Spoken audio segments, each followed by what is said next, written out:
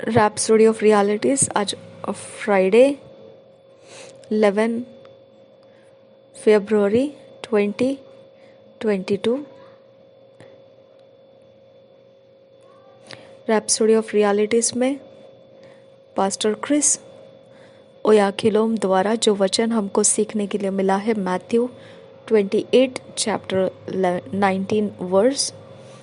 आज शुक्रवार 11 फरवरी 2022 rhapsody of realities में पास्टर क्रिस ओयाखिलोम द्वारा जो वचन हमको सीखने मिला है, मत्ती रचित सुसमाचार 28 अध्याय का 19 वचन, मैथ्यू 28 चैप्टर 19 वर्स, मत्ती रचित सुसमाचार 28 अध्याय 19 वचन। इस वचन के आधार से आज का विषय है व्हीकल्स ऑफ लाइफ, जीवन के वाहन। व्हीकल्स ऑफ लाइफ, जीवन के वाहन। हम वचन के आधार से सीखेंगे। पास्टर क्रिस ओयाखिलोम हमको सिखाते हैं। वचन पढ़ेंगे Matthew 28 chapter 19 verse. Go ye therefore and teach all nations, baptizing them in the name of the Father and of the Son and of the Holy Ghost. इन्हीं वचनों को और एक बार हम पढ़ेंगे इंग्लिश में। Matthew 28 chapter 19 verse. Go ye therefore and teach all nations, baptizing them in the name of the Father and of the Son and of the Holy Ghost. हम ये वचन हिंदी में पढ़ेंगे BSI बाइबल में से। मत्ती रचित सुसमाचार 28 अध्याय का 19 वचन हिंदी BSI में पढ़ेंगे। इसलिए तुम जाओ, सब जातियों के लोगों को चेला बनाओ और उन्हें पिता और पुत्र और पवित्र आत्मा के नाम से बपतिस्मा दो। और एक बार पढ़ेंगे मत्ती रचित सुसमाचार 28 अध्याय का 19 वचन। इसलिए तुम जाओ, सब जातियों के लोगों को चेला बनाओ और उन्हें पिता और पुत्र और पवित्र आत्मा के नाम से बपतिस्मा दो।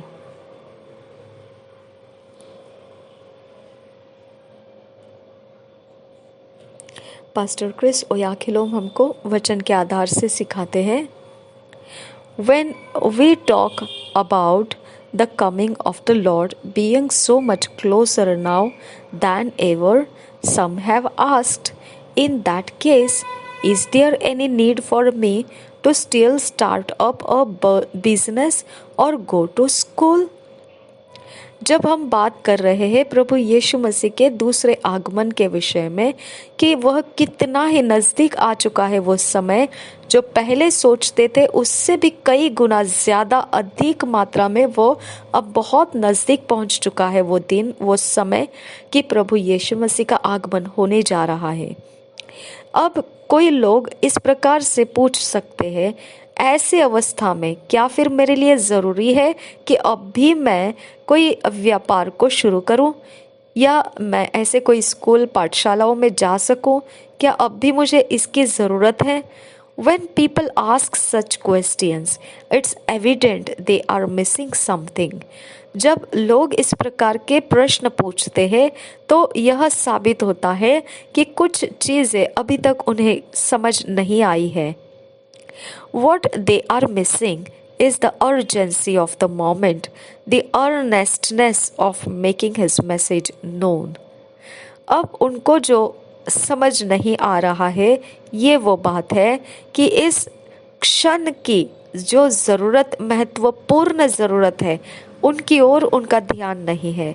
जो एक जलन रखते हुए एक संदेश को लोगों तक लेकर जाना है, जो परमेश्वर का संदेश है वो लोगों तक लेकर जाना है, इसके विषय में का जो आग्रह होना चाहिए उनके अंदर, उसकी कमी है उनके अंदर। Starting up a new business or profession or going to school are all opportunities to reach others with the gospel. कोई नया व्यापार शुरू करना या कोई कामकाज शुरू करना या फिर स्कूलों पाठशालाओं में जाना, यह सारे अवसर है आपके लिए कि आप सुसमाचार के साथ दूसरे लोगों तक पहुंच सके। We call them chariots vehicles of life. हम ये एक माध्यम मानते हैं, एक रथ मानते हैं, एक वाहन मानते हैं जिस पर सवार होकर हम लोगों के तक पहुंच जाते हैं। तो हम ये सारी बातों को जीवन के वाहन ऐसे कहते हैं। The word nations in our theme verse is ethnos in Greek, and it does not mean countries. It refers to social and taxonomic divisions of people.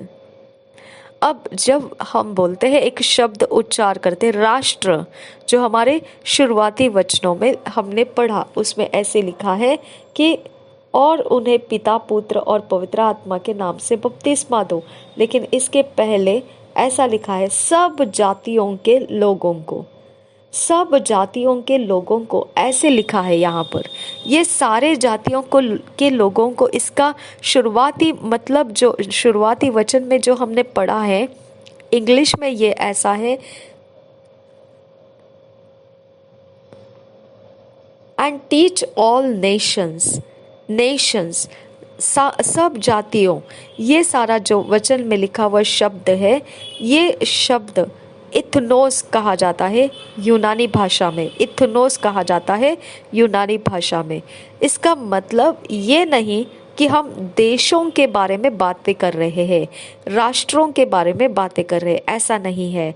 इसका संबंध सामाजिक तौर पर है, या फिर इस प्रकार से जो विभाग लोगों के कर दिए गए हैं, उनके अपने अपने अस्तित्व जो इस पृथ्वी के ऊपर उन्होंने अपना अपना एक अस्तित्व स्थापित कर रखा है, उन विभागों के साथ जो लोग रह रहे हैं उनके विषय में ये कहा जा रहा है।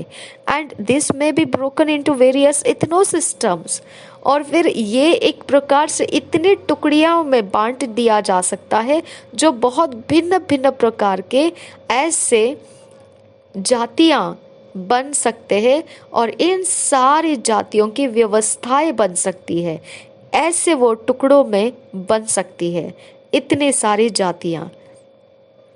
For example, there are work place nations, professional nations, neighborhood nations, all the staff of a particular organization and association of engineers, residents of a village community respectively. एक उदाहरण के तौर पर देखेंगे, जहां आप काम करते हो, काम की जगह को आप जातियों की जगह समझ सकते हैं। जहां आप अपने कोई व्यापार या कोई कामकाज करते हो, उस जगह को आप जातियों की जगह समझ सकते हो। आपके इर्द गिर्द का जो मोहल्ला या नगर या शहर, आप जो भी जहाँ रहते हो, वो भी आप जातियों का एक जगह मान सकते हो। आप जिस संस्था में विशेष तौर पर काम कर रहे हो, आप वहाँ के काम करने वालों को, आपके संगति के लोगों को भी आप जातियों में गिनती कर सकते हैं। अगर आप कोई तकनीकी काम करने वाले लोग हैं, तो आपके तकनीकी काम करने वाले इकट्ठे हो जाते हैं, तो वो भी एक जातियां बन जाती हैं। अगर आप कोई गांव में रहने वाले, निवास करने वाले लोग हैं, तो गांव के वासी भी एक जातियां बन जाती है। अगर कोई समुदाय हो, तो वह भी अलग अलग प्रकार के, वह भी जातियां बन जाती है। तो इस प्रकार से जातियों के, सब जातियों के बारे में ये वचन में लिखा गया है, जो इंग्लिश में लिखा है नेशंस और हिंदी में लिखा है सब जातियां। If you are a lawyer and you belong in an organization of lawyers, that's a nation of lawyers.